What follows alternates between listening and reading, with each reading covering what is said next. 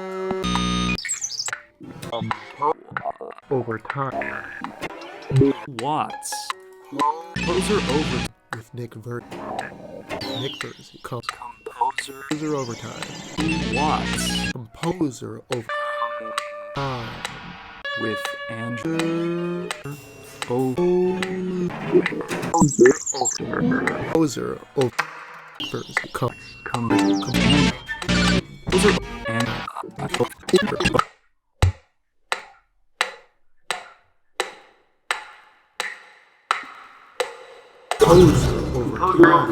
time. Composer over time. with Andrew Watts. Composer over.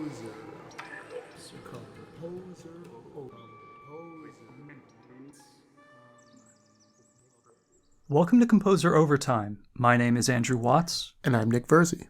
Composer Overtime is a series of interviews featuring discussions and works by innovative composers across the world today. Nick and I are both composers based at Stanford University, and will be facilitating these chats each week, sometimes with Bay Area guests, and sometimes on location across the U.S. and internationally. During each episode, we will hear a new perspective on the contemporary music landscape, find out about the composer's creative process and musical background, as well as listen to some of their recent work. This week, our guest is Kevin Zhang, an American composer based in Los Angeles, California. Kevin has participated in a number of top festivals and residencies, such as Darmstadt, Royaumont, and the Electroacoustic Barn Dance.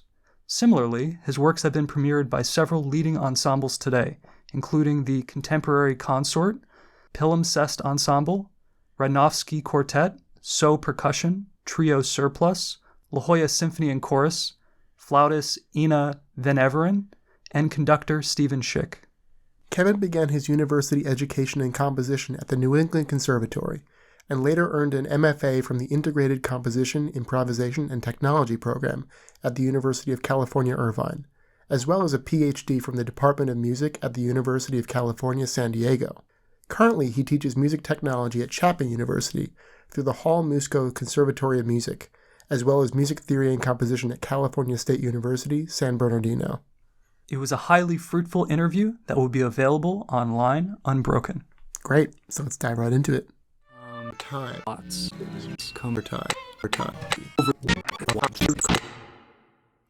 Well, thanks, Kevin, for agreeing to do this interview. Hello, Andrew. Welcome to LA. Thanks, yeah. So we're currently in your apartment in Los Feliz. Yeah, you're in my little tiny 300-foot studio. Yeah. Here in pretty central LA. We go back quite a ways, actually. To a film noir Alfred Hitchcock elective class. It was my senior year of undergrad. I don't know what year. It was my junior year. Gotcha. With the esteemed Professor Rand Blake at NUC. Yes, the New England Conservatory. Good times. And it's been really interesting to kind of track the progression of your career over these, I don't know. 10 years? It's getting close to a decade, I think. Yeah, now. exactly 10. That was the 2009-10 year. Mm. And right now we're in mid-2019 as we record this.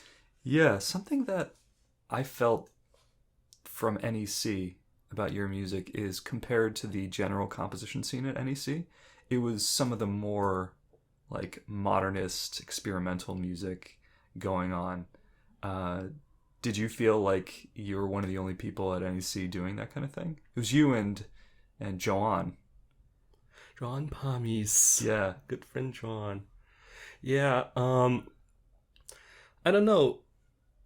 Maybe, but it's also an interesting conversation regarding just aesthetics of a sound of a music versus, I guess, how us as a composer see, the context that we're doing the music. Because I was still treating my music very much in this is concert music, this is chamber music, this is music to be performed by conservatory students for us at NEC, it was our favorite Jordan Hall.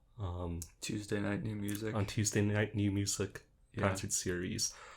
So I, at that time, as like a 21-year-old undergrad composer, I wasn't feeling any need to have to subvert that kind of medium. I was very comfortable working with that. I was a classical musician by trade, by training, who maybe just happened to enjoy dissonant harmonies or whatever, right?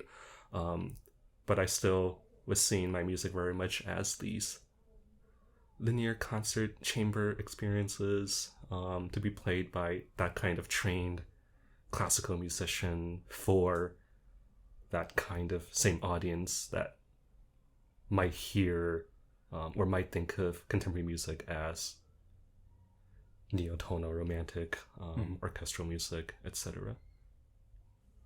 Was there a point that you felt that your music is not existing in the same way?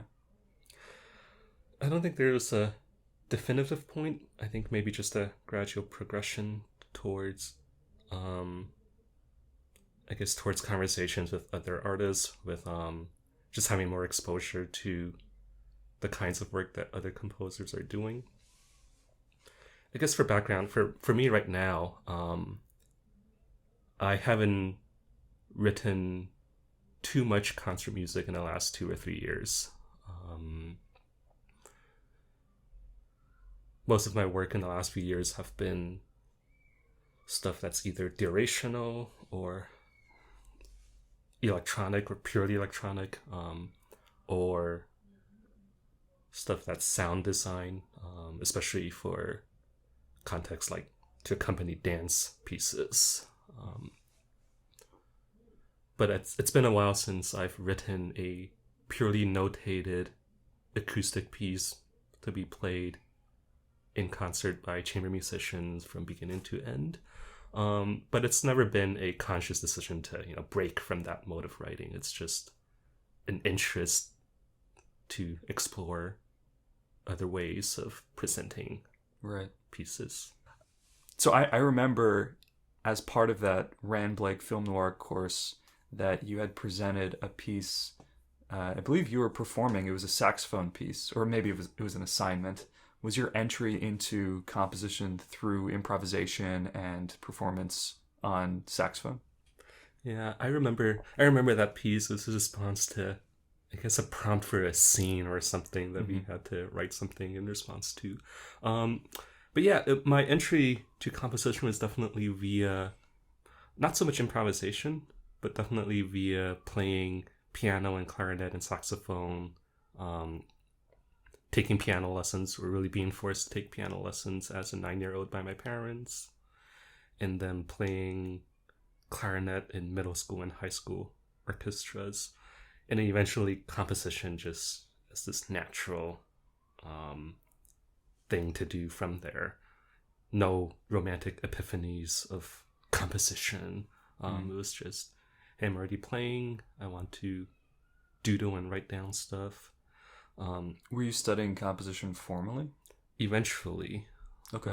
Yes, eventually I did start to study composition before I decided to major in it in undergrad. But I started at first kind of accidentally. It was mainly through fiddling around with these like early 2000s MIDI notation programs. I used this software called, I think maybe some of our listeners might remember, it was called Noteworthy Composer. It was basically this word processor type thing. But what it let me do is it let me import MIDI files, but not MIDI files that we use now for like production, but MIDI files that were really meant to, remember this is late 90s, early 2000s, MIDI files that substitute for recordings of classical music. In high school, I was playing in the school orchestra where we had because it was a high school orchestra, it wasn't a serious group, public New York City high school, we had this really weird balance of instruments. So there would be like 5 clarinet players, but no bassoon players. So there was one day when we were playing, I think it was Haydn's Surprise Symphony, which is a symphony that originally, because it's early classical, it doesn't have clarinets, but it has bassoons. But I had to play the bassoon part, so I had to download or find a MIDI file to Haydn's Surprise Symphony off of like these random websites called, sheet music or yeah. musicmidis.com. You're gonna have to figure out the transposition. Yeah, I would import that into Noteworthy Composer and then export my transposed parts. And then from there, it was just toying around in my free time with making my own, like, very mock-modeled classical symphonies in Noteworthy Composer just for fun. And then eventually from there into full-fledged original compositions. So that was kind of my gateway into how I accidentally ended up being a composer. I didn't have Noteworthy Composer, but I had Guitar Pro, which is, as the name implies, a very guitar-based notational software. Right. And everything there was some version of it where everything had to be entered in as tabs. So I was writing these pieces, often not even including the guitar, but it had like chamber orchestra pieces or pieces for like a jazz ensemble, and I'm entering in like the piano part as guitar tab, or a saxophone part as guitar tab. So yeah, I totally get the workarounds that young composers go through. And this was back in the days before we had streaming, Spotify. This was back in the heyday of pirating MP3s, and this was in my kind of formative growing up, like early teenage, tween-age years, when I was basically learning all the music that that I now think back as the music of my youth, I guess. And so I definitely got accustomed to that 90s MIDI sound coming through computer soundboards, sound cards, and then just hacking at those, making my own notations, making my own sheet music library, which all tended to be actually mostly classical music. Really? Like Western music of the 1600s to the 1900s. That was kind of the music I listened to as like a 10-year-old to 12-year-old to 13-year-old. Who are your favorite composers? I think as a clarinet player at that time, I definitely listened to a lot of Mozart. He was kind of the canonical clarinet composer. As a budding, young, frustrated piano player, I was listening to a lot of Chopin. And then when I started writing music myself, I remember the definitive moments of listening to classical music where I remember the moments where, those moments where you hear music and then it's music that it makes you think of things like, oh, I didn't know you could do that in music, right? I didn't know you could do that with, or you're allowed to do that, or it's possible to do this. So I definitely have some clear memories of these types of moments. One was Messiaen, the opening of the Liturgy of Christo from the Quartet for the End of Time. That was clarinet, violin, cello, piano. But yeah, I remember very vivid memories of that. The first time I heard that, I was probably 13, I guess. It was the first time I ever really thought timbrally or You were exposed to Messiaen at 13? That's pretty good.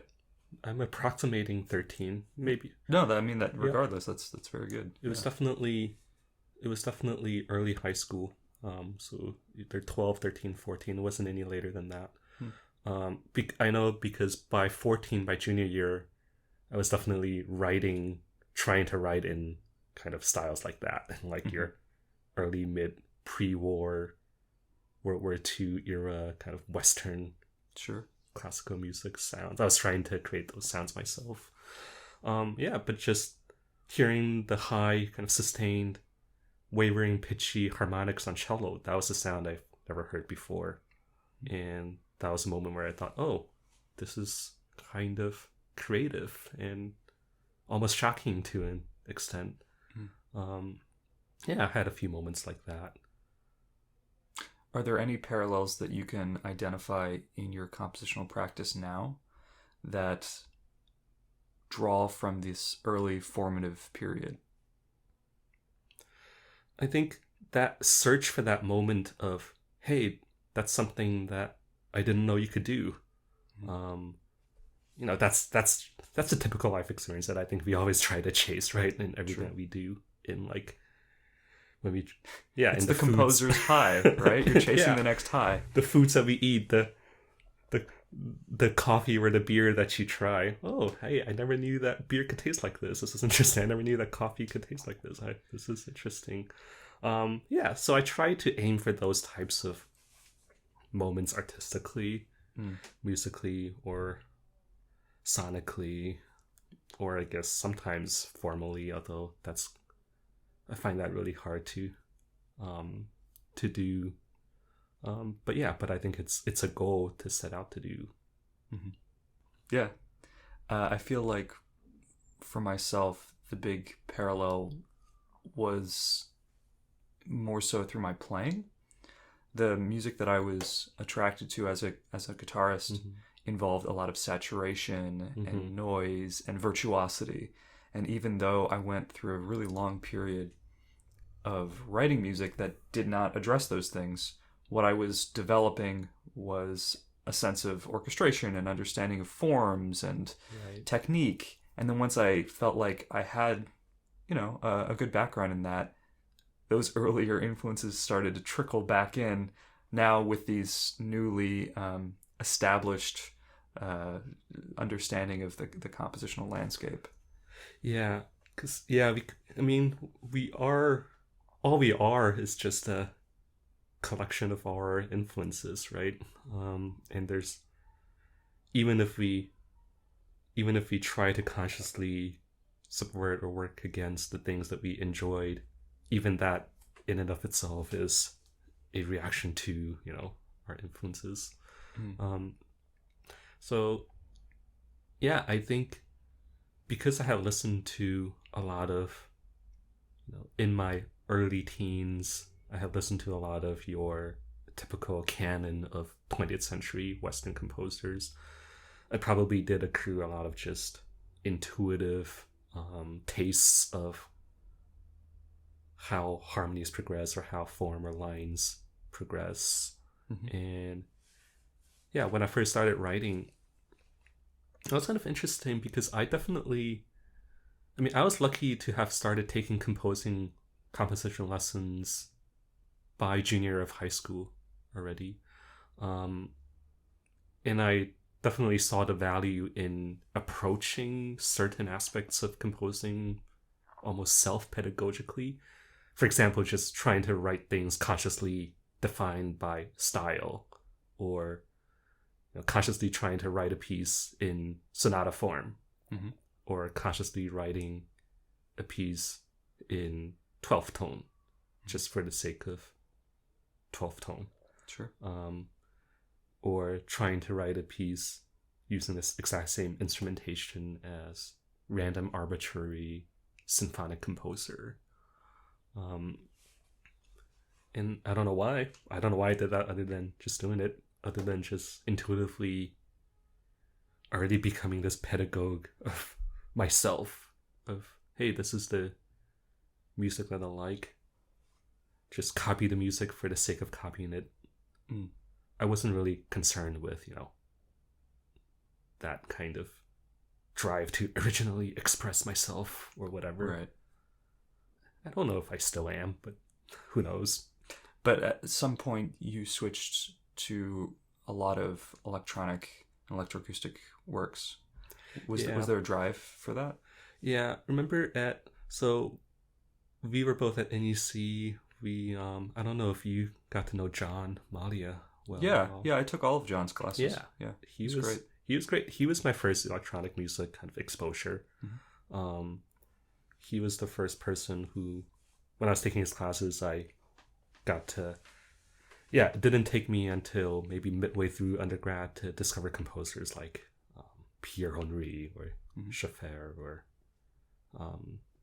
that big first wave of the giants of electronic music, Varese or whatever.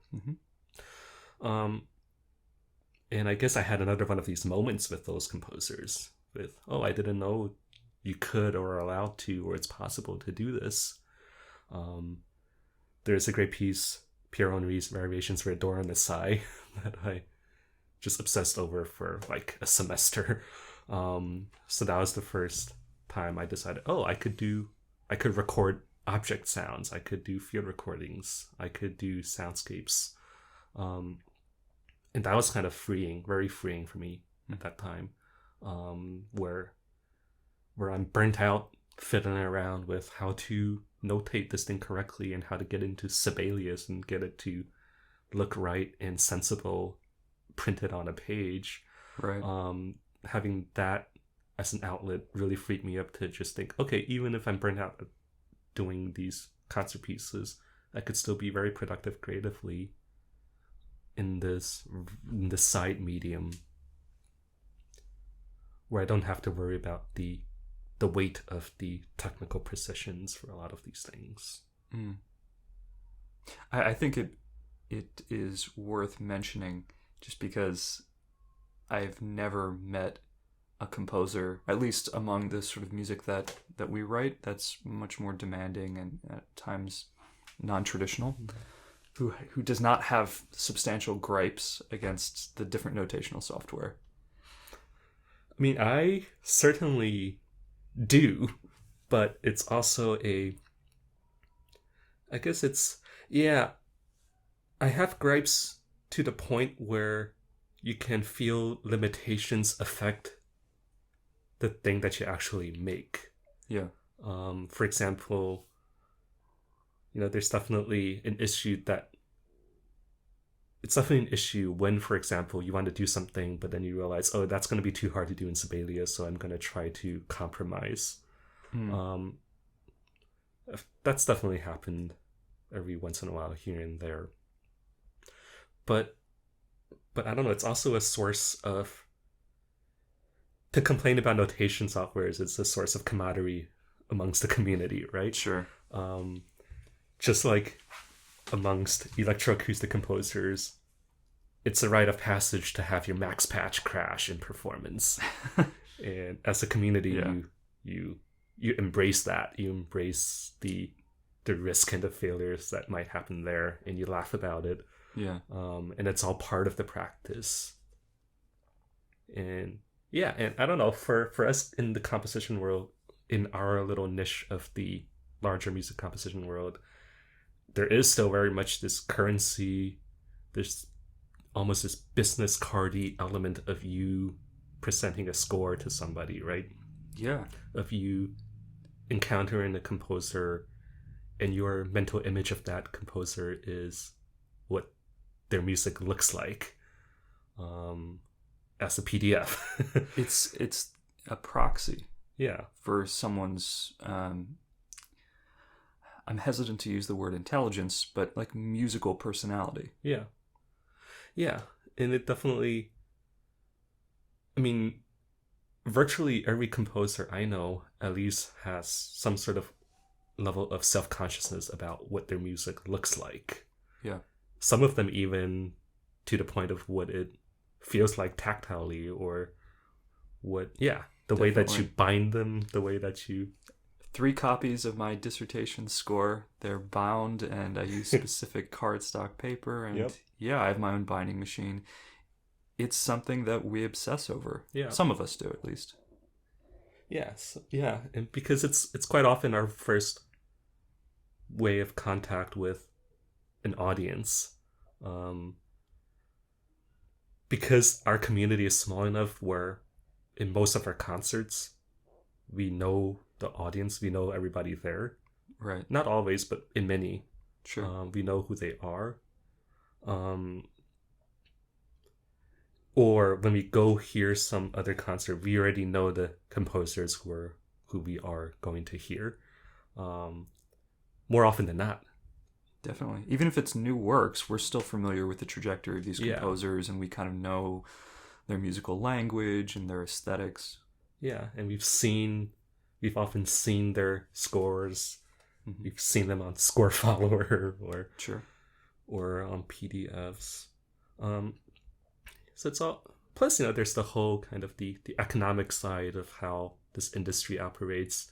It's still, there's these mechanisms of call for scores, right? These mechanisms of having to apply and send in your work to schools, to grants, to jobs, to everything. Yeah.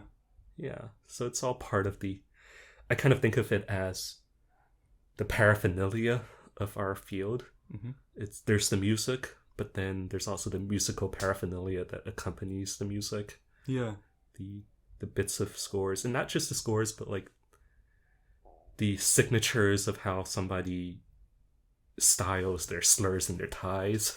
Definitely. Or how they space out their staffs. Yeah, the fonts that they use, it's all contributing to a sense of identity for that composer.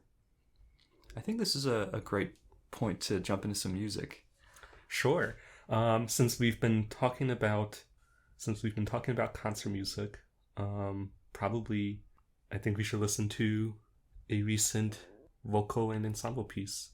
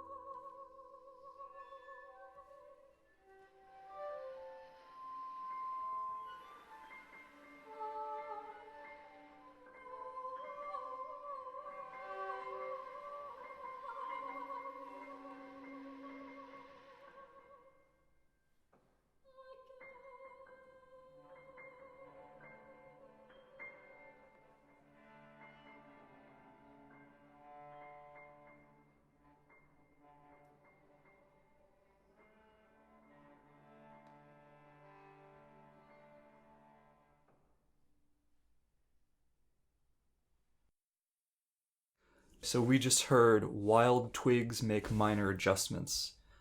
What I'm curious about is your compositional process. How do you start a piece, especially a piece like that, where you have a prompt, there's a format, you know, the venue, the performers. What's your process like? Sure. So the piece we just heard was written when I was a graduate student at UCSD. And in that department, their residence ensemble, their music ensemble in residence, the Palimpsest Ensemble, does this thing where they would often do these concerts where they would have an older piece, if you will, or a piece that's part of the larger contemporary music, 20th, 21st century music repertoire. And then they would commission a graduate composer to write a companion piece for the same instrumentation of that piece to be performed on the same concert. And usually responding to, the composer would respond to some sort of a impetus. So for me, this was a composition in response to Brian Ferneyhough's 2 vocal compositions, Etude Transcendentale, which is one of his better known ones. Mm-hmm. And then he also wrote the piece that I think a lot of people, that hasn't had the performance history of the Transcendentale. It's called On Stellar Magnitudes. Mm-hmm. And it's a soprano and Pierrot work. Yeah. And so I had a jumping off point there. So for me, I decided to use the way that Ferneyhough was treating language as my impetus. So I guess I can speak about this piece itself and how my process of this piece was basically, before writing any music, before really thinking about the music content, I spent a good deal of amount of time assembling these collections of found texts. And this was, by the way, this was a working process that I did for a good amount of my pieces back in these few years. Mm-hmm. So around 2016, 2015. Yeah, from the whole maybe 2014 to 2016, 17 time period. I was very much interested in language and in experimental poets. I had been at that point living in California for a while now. And I was just, in my free time, I was reading a lot of poetries that were coming from this California school of language poets. Or language poetry itself was this thing that was very heavily present in the California literary scene from the 70s, 80s onwards, even today. So this piece sets a lot of chunks of little texts from authors like Lynn Haginian, who's a Bay Area based writer, Ray Armentrout, who's a San Diego based area. She used to teach at UCSD in the literature department for many years. So I assembled a bunch of these texts, and I almost always never set a full verse. I did my own kind of clippings on them. I did my own assemblages. I did them in ways that kind of reference things that I thought was interesting in my mind, but I also did them in ways that I guess structurally broke them apart from their context. So I basically used them as source material for my own. I used found text as source material for my own kind of collage poetries.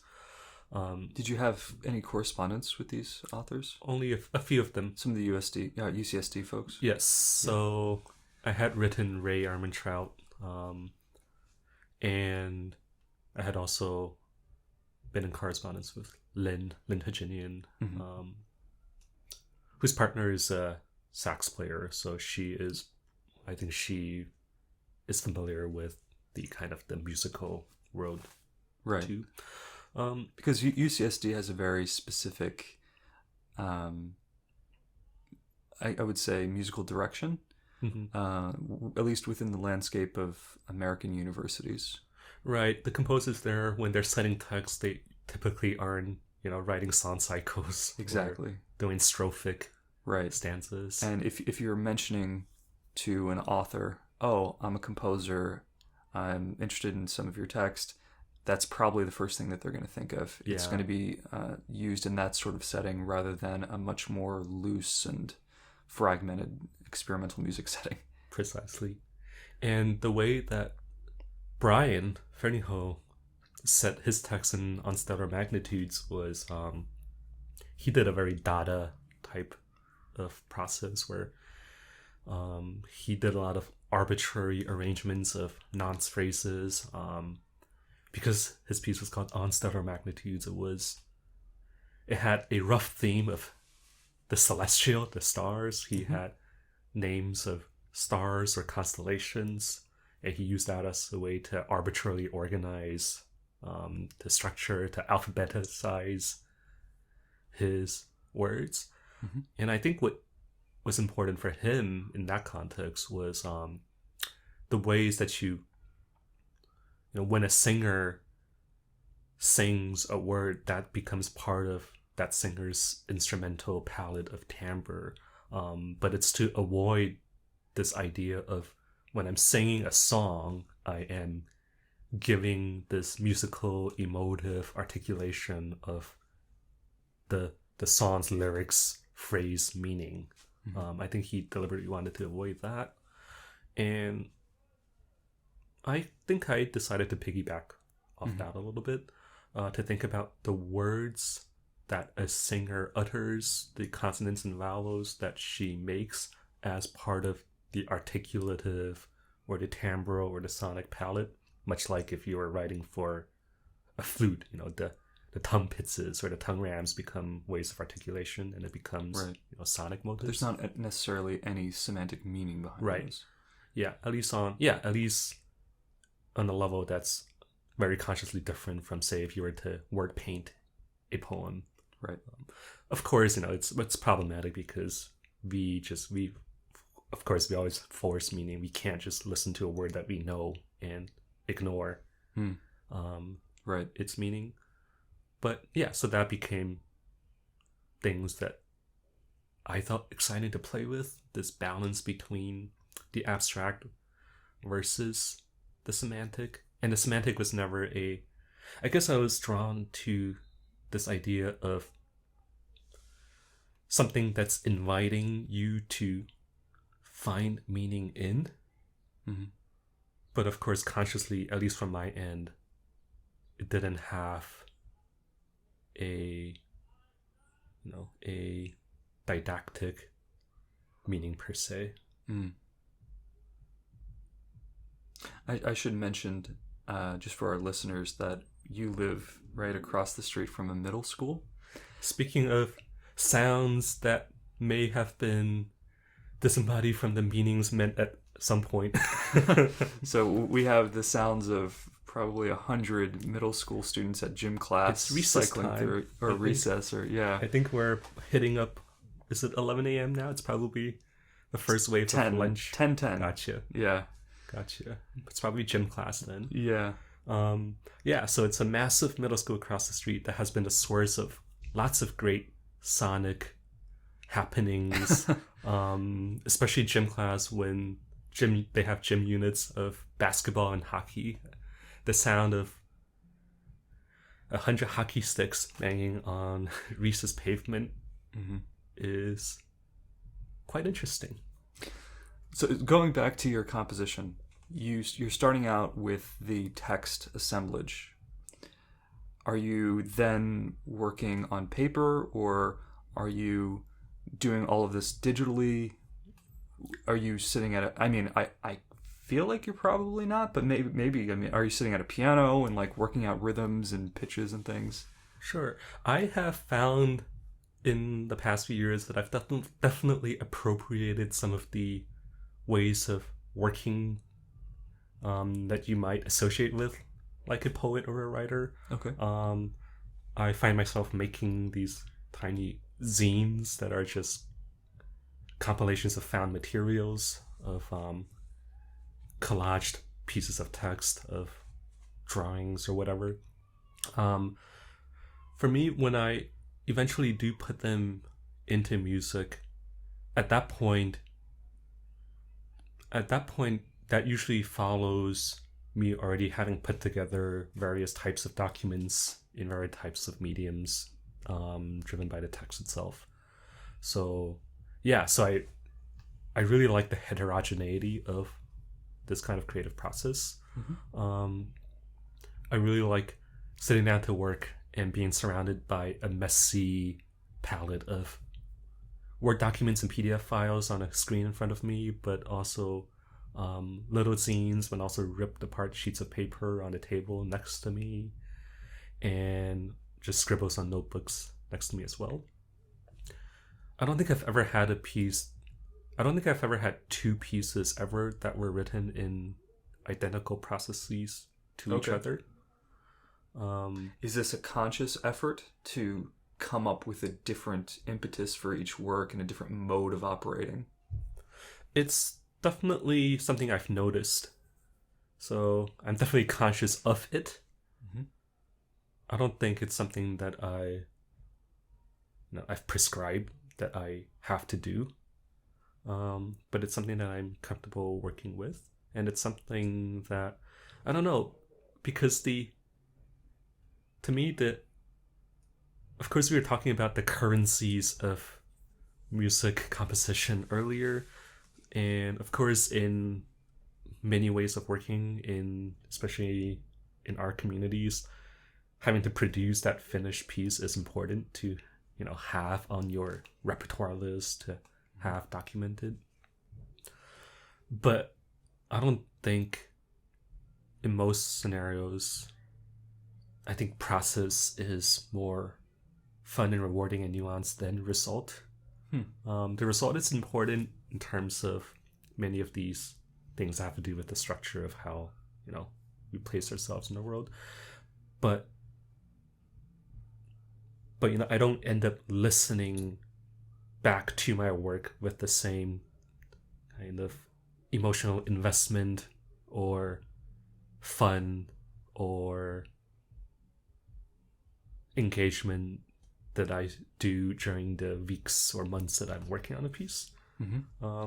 So when I think back of a piece, if I think back of a piece that I wrote 2 years ago, for example, quite often the mental image that I have as I'm thinking back of that piece is not so much listening to the recording with the score, but it's the dirty scribbles or the messy Google Docs or the Sibelius, the very messily disorganized folders of Sibelius files that accompany it, that are of course always called, name of piece, final version, and then name of piece, final version 2, and then name of piece, final version 3. Yeah.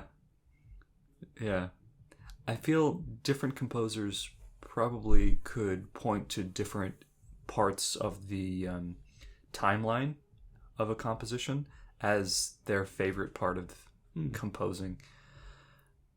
When I think about my own works, it's often near the beginning, the part that we confusingly describe as a pre-compositional stage. Yeah. I mean, it's clearly still composition, but often there's no notes and rhythms associated. It's just you're composing.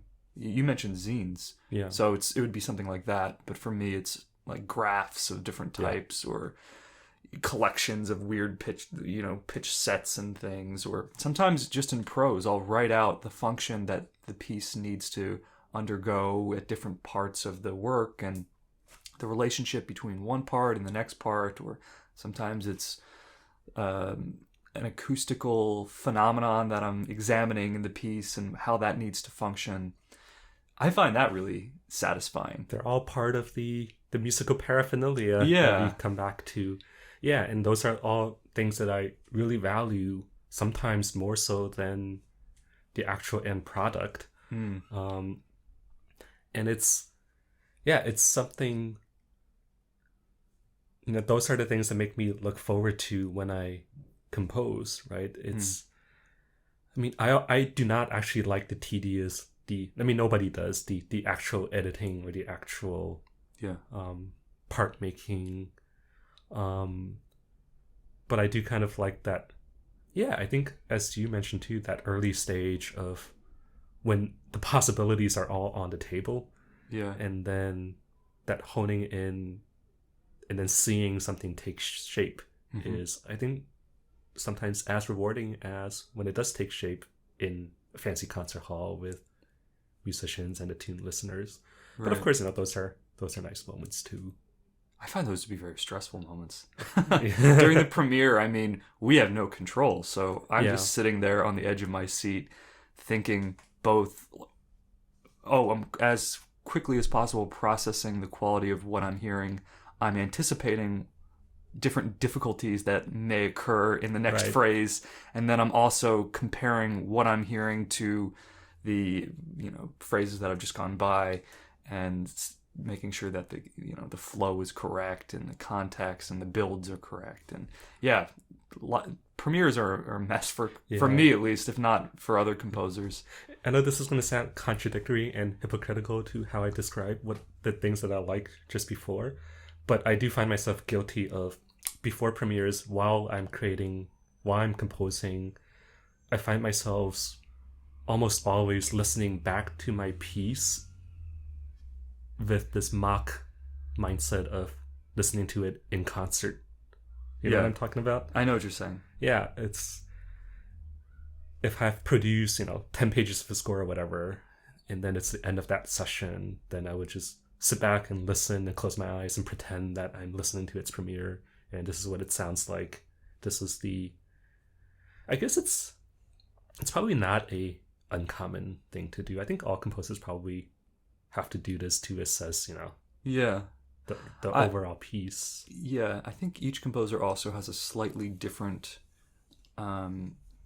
hypothetical listening scenario that they're imagining, and often it's not it's not based in reality.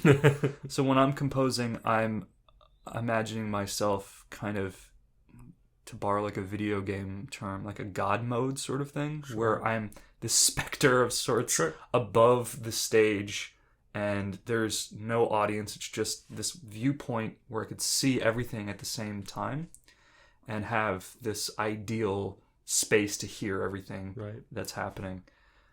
Right, which does not happen in the actual reality. The closest that it does happen is in rehearsal sometimes. Right. Where you could walk around the hall and like put yourself in these different places as the music is going. Right. But yeah, it's very unrealistic. And it's also something where, it's also hard to, when I try to listen to my pieces, it's always hard to do, because I, for the most part, tend to write linearly. I write the beginnings and then the middles and then the ends. Okay. But then what happens is that then you listen to the beginning, you know that music much more better than you know the end. By the time I finish the piece, I already have mentally rehearsed the piece's beginning 20 times, but its middle 10 times, but its ending maybe once. Yeah, I can somehow see that, in a lot of composers, to be honest. Yeah. How you begin is quite often pieces do the most at the very beginning. That's true. Although, to be fair, by the time you get to 2/3 of the way through the piece, so many decisions have been made that the difficulty in writing the beginning and the necessity of rehearsing it in your mind 20 times is to assure yourself that these decisions are the right decisions. Whereas the further and further you go, the fewer and fewer options there are to make. Right. Until the end, the piece is pulling you towards a singular ending often.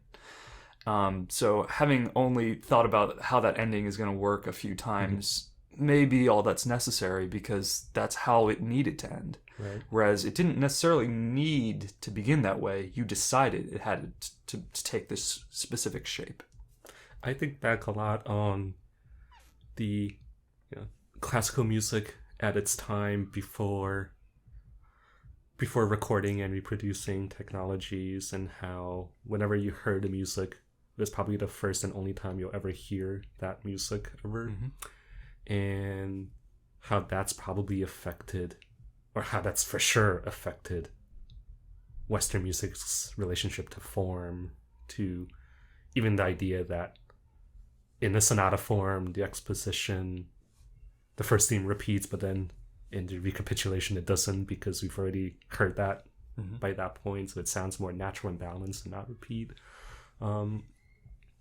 So I think it's an interesting relationship between the quantity of times that we hear, the exposure that we have to a music, and to the ways that we evaluate or feel what is intuitive, or to reassess what we just heard in the immediate aftermath of how we've heard it. Because if you're a composer at a premiere, you have your own emotional investment, and you have your own knowledge of the moments that you think it needs to rely on, moments that need to go correctly for the piece to work. But that's all, of course, foreign knowledge to a listener.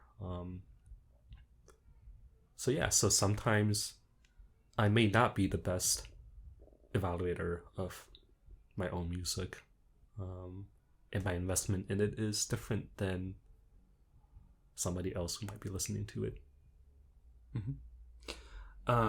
We had talked about earlier how most of the performances and premieres are attended by people we know, often other people in our same discipline, whether they be composers or performers, academics. How do you describe your music to non-specialists, to non-musicians? Right. The cocktail party introduction, exactly. The elevator conversation. Elevator pitch. Yeah. I think I've gotten better and better at it as years have gone on. And I think I've learned to, because we also have our own invested egos in, hey, I'm a composer, but I don't compose like that. I compose this, you know. It's probably a product of our insularity and also our engagement with academia too. These days I've become much more comfortable now, again, to just saying I'm a composer, and I know the weight of what that means might be not desirable to a lot of us, but I think that's stuff that I'm comfortable with, even if the person I'm talking to assumes things on for the moment, but it's stuff that I'm happy to kind of clarify it and talk about. I'm happy to then follow up with talking about, sometimes it helps me to talk about it as concert music versus, I guess, electronic music is another phrase that sometimes is helpful, but sometimes gets us into trouble. So I introduce myself as a composer who writes music that is basically classical music but doesn't sound like classical music. And I find that is useful enough to get the conversation started. Okay. I also, as a parallel to that, composer of electronic music, but not like your EDM electronic music. Right. Or experimental classical, I think, is another thing that gets the idea across. But it's also helpful for me to talk about and think about not just what a music sounds like, but the types of venues or the usages that it might have or be played in. So that's why I'm saying my music is chamber music or concert music or music for trained classical musicians. I find chamber music to be a really helpful term, but also a term that the average person who's not in classical music or isn't a classical music listener is unfamiliar with. Right. It's really helpful because it's not music for Coachella. Right. It's not music that's meant to be at a big stadium or anything like that. It's music that is usually just for a few musicians, that was originally conceived to be performed in one's chambers, like that sort of thing. Right. And to me, talking about electronic music itself is also sometimes helpful but dangerous too, to talk about. Because another question that I find people always curious about is, what do you write for, right? What instruments do you use? What do you play? What do you play? That's the first one they're going to ask. Yeah. You tell them you're a composer, they immediately ask you what instruments you play. Which is funny because for me, I've never really factored in the fact that I played reeds and woodwinds as an aspect of my compositional practice, to be honest. Yeah, I feel similarly. Not that I never factored it in, Right. but today that has no bearing on me as a composer. When I was starting out, notating everything as guitar tabs certainly didn't help me, be just a composer, not a guitarist composer. Yeah. So that question of, so I think that's maybe one of the conversation points that I still have a little bit of trouble following up on, is how do you respond to these very curious people about what do you play? Of course, I could just say I play clarinet and sax, but to me, I think that kind of misrepresents my life as a musician. Yeah. Because they're going to read into that. Yeah. And assume that you are, as I just mentioned, the equivalent of like a guitarist composer, in this case, clarinetist composer, who's writing from the perspective of the clarinet. Exactly. I'm a clarinet player, but I'm not. I am not a clarinetist. I'm a saxophone player. I'm not a saxophonist. I've played in my pieces before. I've written instrument and electronics pieces where I play into max patches. Right. But I don't really consider that. I don't really consider that a defining aspect of me, of my practices as an artist and a composer. So I think that's something that I still don't know how to articulate my relationships to the instruments that I play, my relationships to the max patches or the Ableton project files that I create. Because there's plenty of electronic musicians that are, Ableton musicians. There's plenty of electroacoustic composers that are max composers. But for me, these are all, I guess, mediums that I use. And it's hard for me to kind of completely encapsulate my work to just them in isolation. I think this is a great spot for some more listening. I think it's a call to transition into listening to some electronic music. Great. So what are we going to hear next? So just a few weeks ago, by the way, to set the scene a bit more for our listeners, Andrew and I are sitting in my little liftwork studio where in between us is our recording gear, but also my messy tiny desk of MIDI controllers and mixer and analog synthesizers. So we'll listen to a track I made a few weeks ago that's a composite of a few lines of solo analog electronics improvisations. Okay. Do you have a title for this? It's called 4, the number 4, just because it's the 4th track on this little set, this album set list that I assembled that session into. It's actually called, the whole session I named it Small Flux, which, by the way, is also a title that I stole from a Ray Armantrout poem. Okay. And this is the 4th track of that set list.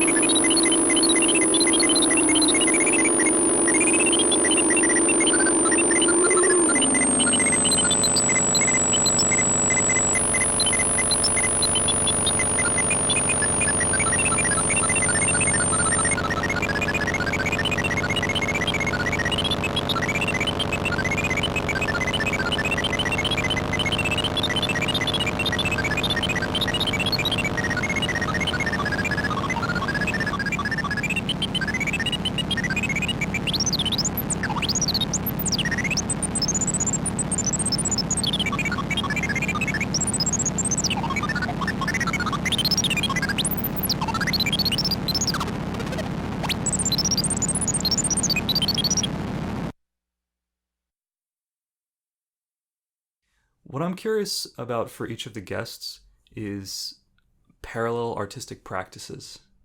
Do you maintain any parallel artistic practices? I mean, I do a lot of things, but it feels self-aggrandizing to call them a practice, and definitely to call them an artistic practice. Do you have any artistic hobbies then?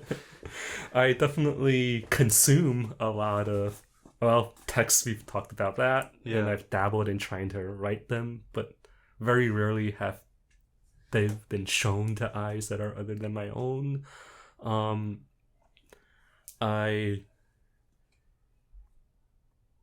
think texts, and I guess now that I've been living in LA for a while, I've come to appreciate the whole, it's weird to call it the industry, because the industry itself definitely has a lot of issues with it, but I've come to appreciate the ways that people nerd out and the depths of the cinematic media industry.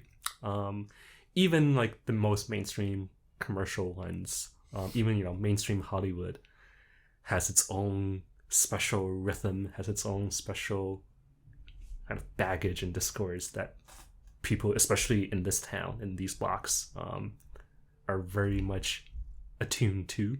Mm-hmm. I live down the street from this old 100-year-old single screen movie theater, the Vista Theater here in Los Feliz, LA, and it's one of those special places that only show one thing at a time. It cycles through a different film every week or two, and in the almost year that I've lived here, I think I've just gone to every matinee of everything that they've had on, without any regard for having an interest or having initial interest in the offering.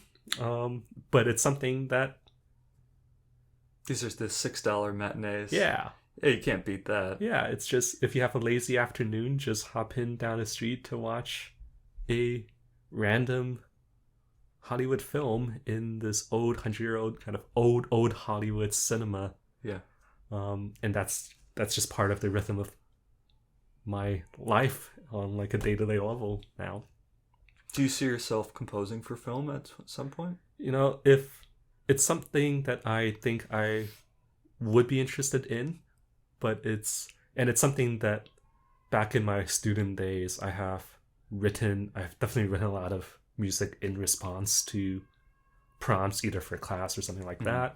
That was very much, at the least, inspired by film, but in some cases so much that it could even be synced to, or the aspects of the film it was inspired by were very much time wise or temporal, so it could easily be film music. But I've certainly written pieces in dialogue with other artists and for productions that are, for example, I've written lots of pieces with a dance choreographer my last year as a graduate student, and I've written pieces in collaboration with video artists and projection artists as well. Some of them have been fairly fixed media types of things, but some of them are more durational, which is me improvising with electronics as music for a performance or something like that.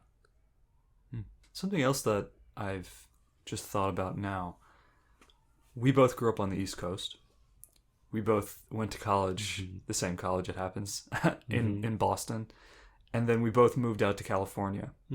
This shift out to California, do you feel like that has impacted your music, or do you feel it's more so where you've ended up in California in terms of the academic programs? That's a great question, and it's sometimes it's weird to think back when you have this distance over the life choices that you've made, Sure.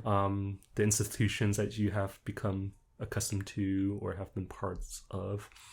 I moved out to California after college on kind of a whim to enter graduate school at a small experimental, at a new experimental music graduate program, an MFA program at UC Irvine. And I did that without really, with the mindset that having been part of a conservatory for a while and having composed music in that kind of setting, and having had some exposure to electronic music and electroacoustic composition, that this might be something fun to dabble in. I did that, and then before you know it, now I'm going into my second decade of California living. I've been here for 10 years now. I've done 8 years of graduate school in California, and this is basically my home base now. Yeah. And of course, historically, and this is, I can't really speak about this from like an embodied personal authoritative way, but of course, historically, everybody's aware of the different types of musical histories that have occurred, the East Coast West Coast split, both in the music that we associate with academia, but also for example, in popular music, in popular electronic music.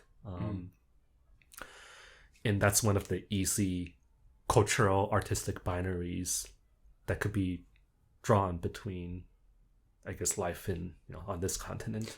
Was it more a deliberate move out to the West Coast, or was it more just by chance that was the program that best fit, It was certainly aspects of the fact that, the move was deliberate in the sense that it was a move away, out of a very kind of typical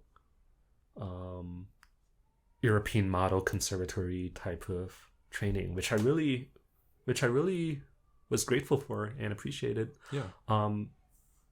But the association with the California coast and experimental music, that was definitely something that I didn't completely by chance find myself into. But what was by chance was how I stayed here permanently. How when I first came out here, I didn't really think of it as like this major life move. It was more of like a, let's try this out, and it was thinking in 2-year periods. But then I entered a doctoral program, and that ended up being a 6-year commitment, and by that point, then that had been over half of my entire total, artistic composer life at that point. So the majority of my life as a composer, as a musician, definitely in an institutional context, has taken place here in Southern California. And has anything shifted now that you're on the other side, now that you're a faculty member? Right. So teaching has definitely, how would you put it? It's definitely opened up my ears and eyes in kind of interesting ways. I teach for a music conservatory at a liberal arts college, but it's a university that is particularly known for its film school, especially here being in Southern California.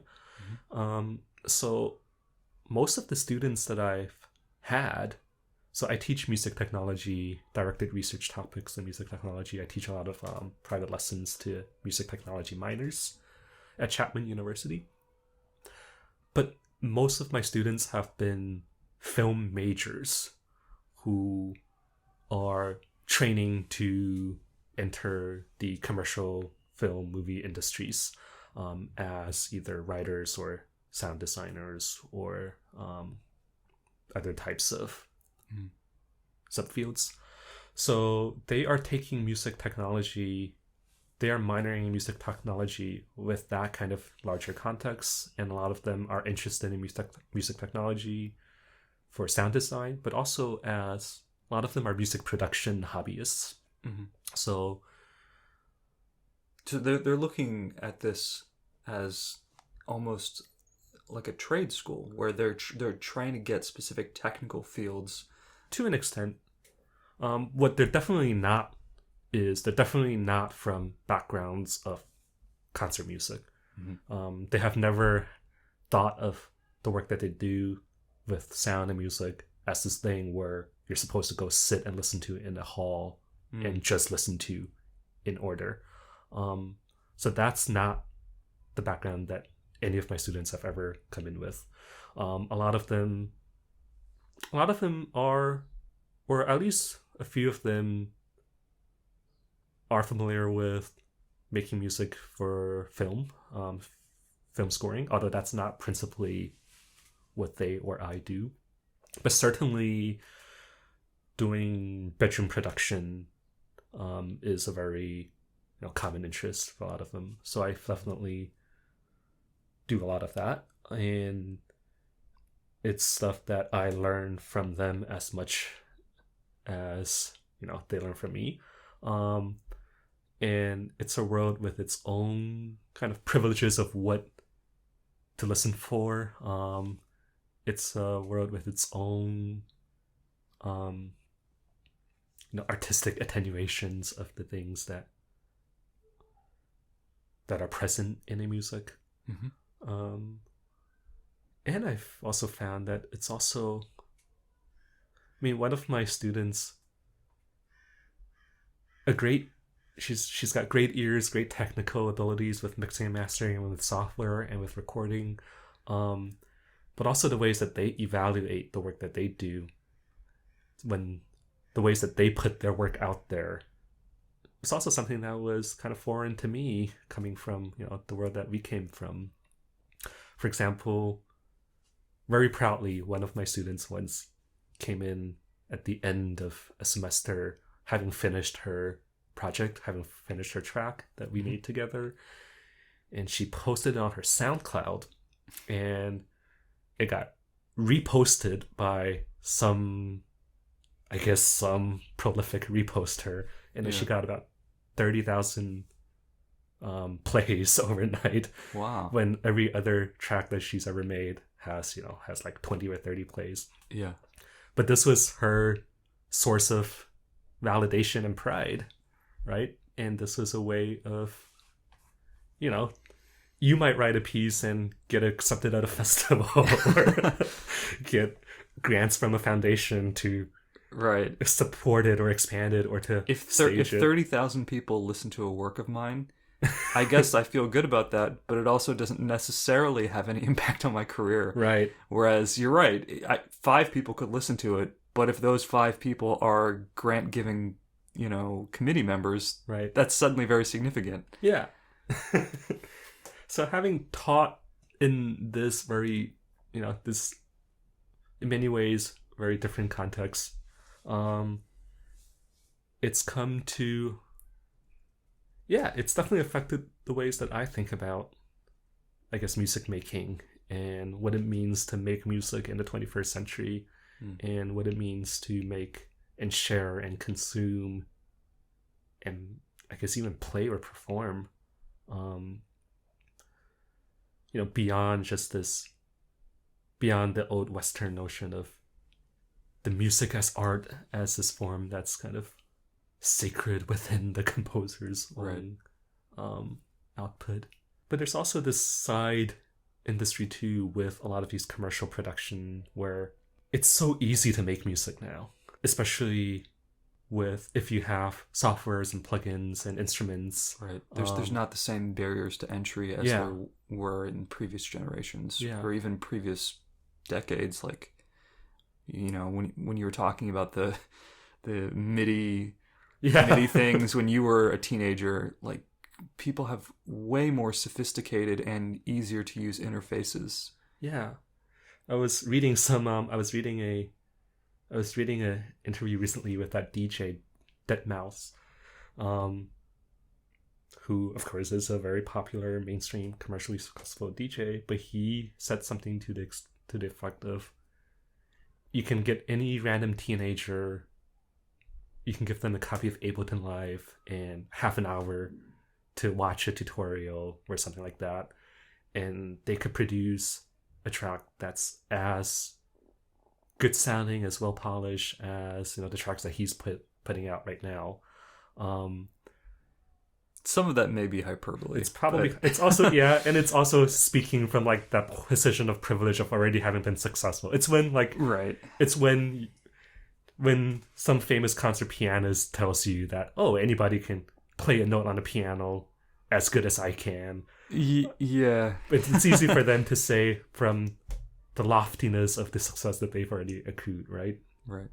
So it's coming from a privileged position to be able to assess that. But it's definitely true in many ways where, and I've seen this with my students, where it's to create a great sound requires no real investment in time or energy. It's something that's easy to do. And then there's a whole new other world of creative activity where the people who are designing these software instruments, who are designing these plugins, that were maybe in past generations, if you like, especially if you think back to like, the ERCOM models of early ERCOM of electronic composers and their relationships to the computer music. Whereas now I think there's a lot of creativity nested in that industry now. If you are researching and designing new software synths or new plugins to implement, these are things that our colleagues at our equivalent computer music programs at, especially at places like at Stanford and UCSD are doing themselves. And it's a plurality that is at times intimidating, but also at times exciting about the musical landscape that we are living in and are trying to work in and trying to succeed in. Right. From the perspective of concert music, acoustic music, it's not often that easy to just put something on the paper and it be a cool sound or like a really awesome sound. There's a lot of nuance and education that's necessary to effectively communicate something to a player that would then result in a cool sound. Not to mention that player itself, you're writing for a player that themselves have to gone through decades of very skilled training. Yeah.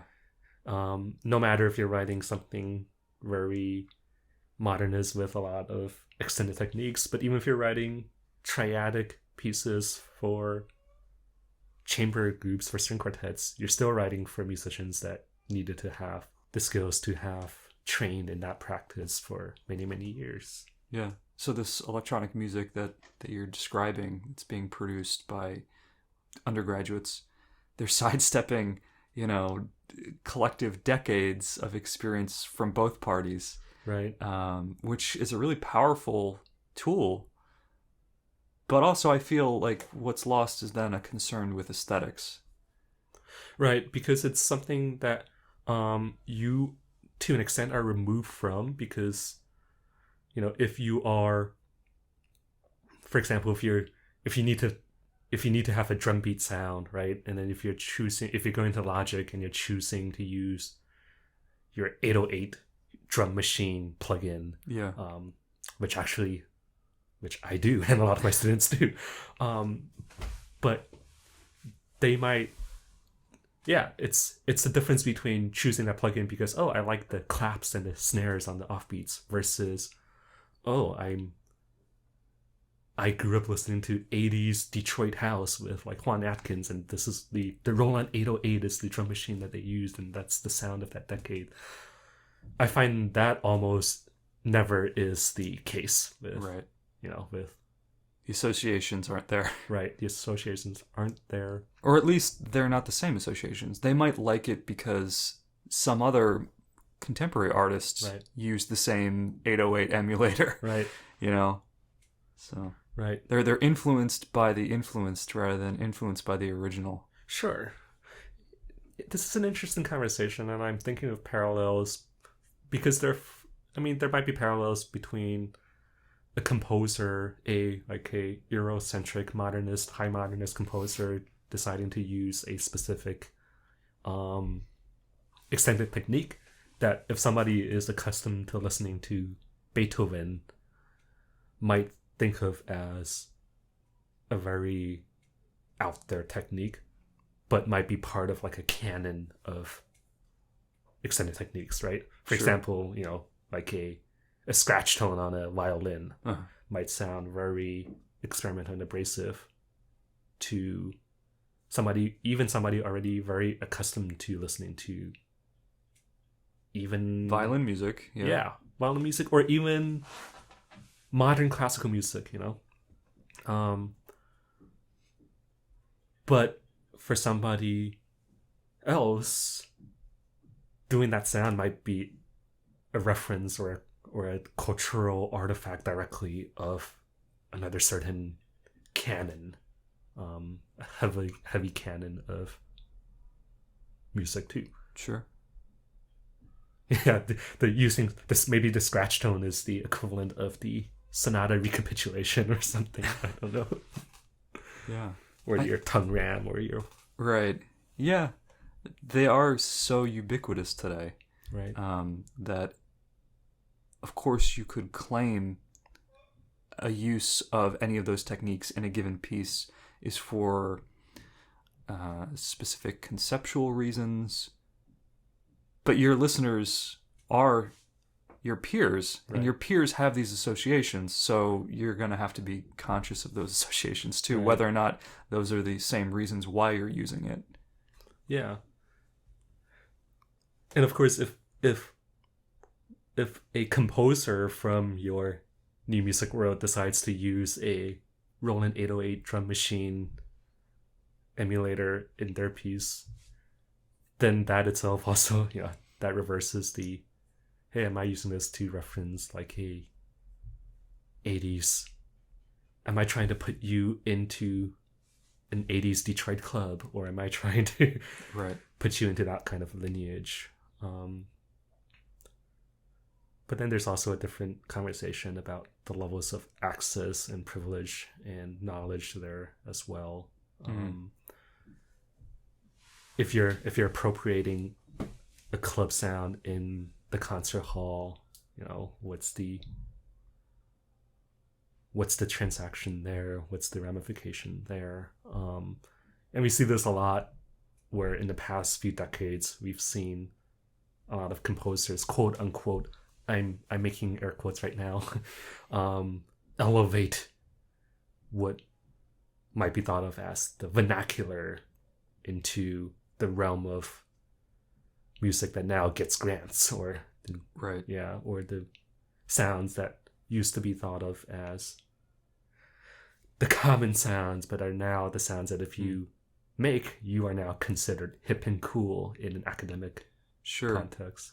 We're seeing a little bit of the artists who are not part of this community submitting their works and getting grants anyway. So there's not an instance of the artist having to elevate, but rather just using their music in this totally different community.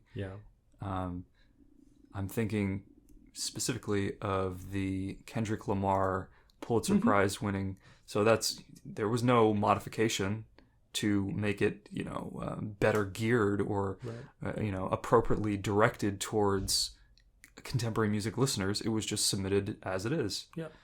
I think this is actually a great spot to listen to our last recording. Great.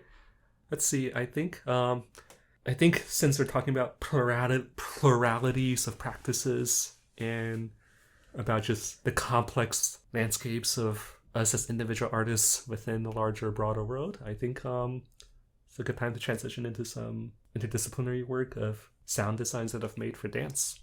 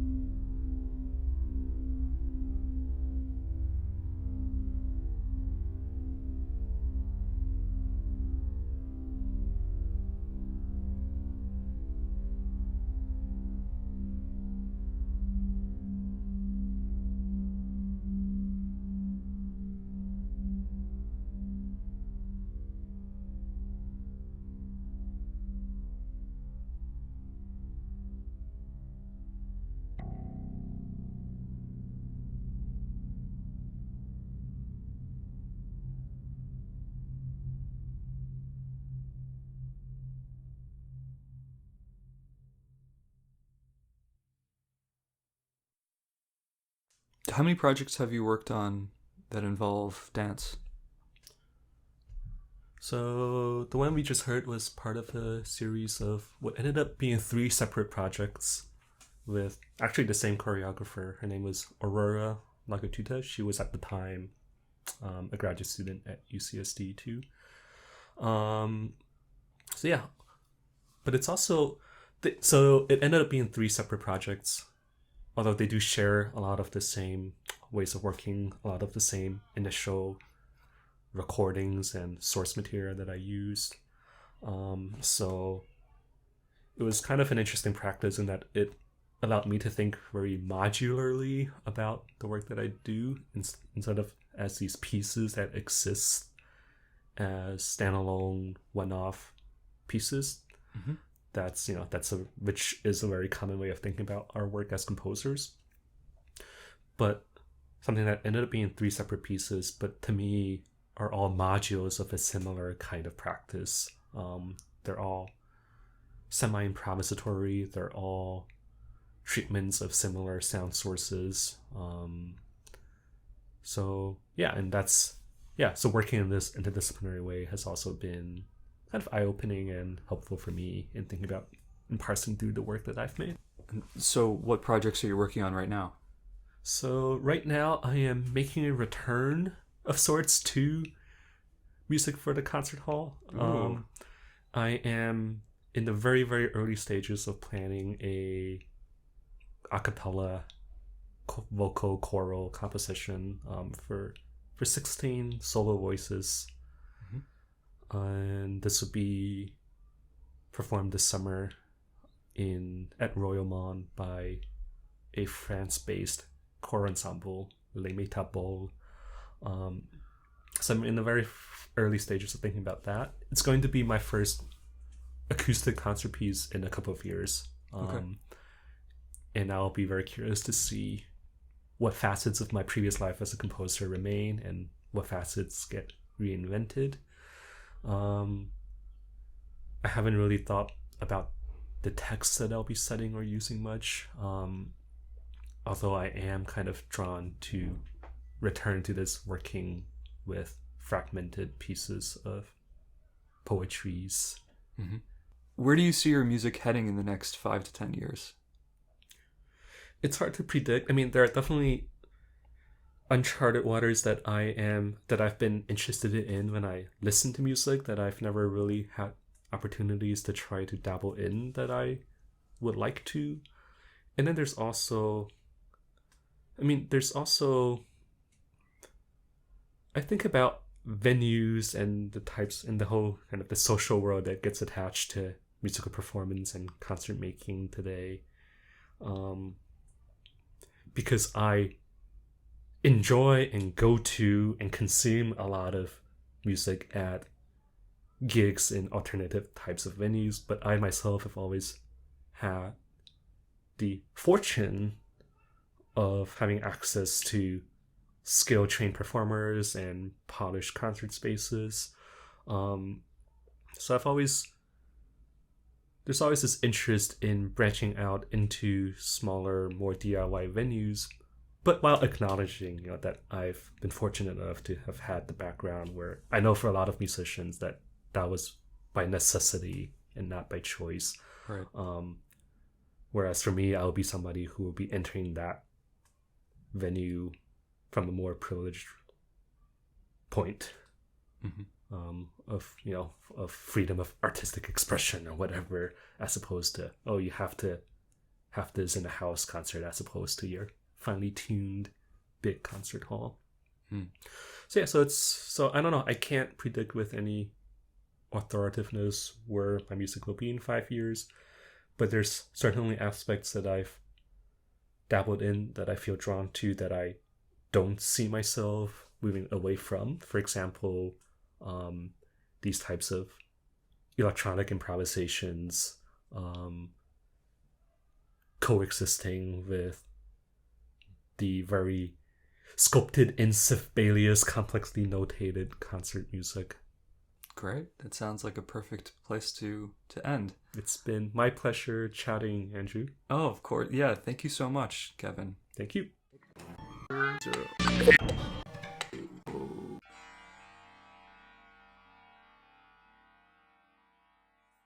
That was our interview with Kevin Zhang, an American composer living in Los Angeles, California. More of his music is available at kevinzhangcomposer.wordpress.com. That's Kevin, Z-H-A-N-G, composer.wordpress.com. If you would like to hear more episodes, our interviews are published regularly on Composer Overtime's YouTube and SoundCloud. Please also visit us on Facebook and Instagram.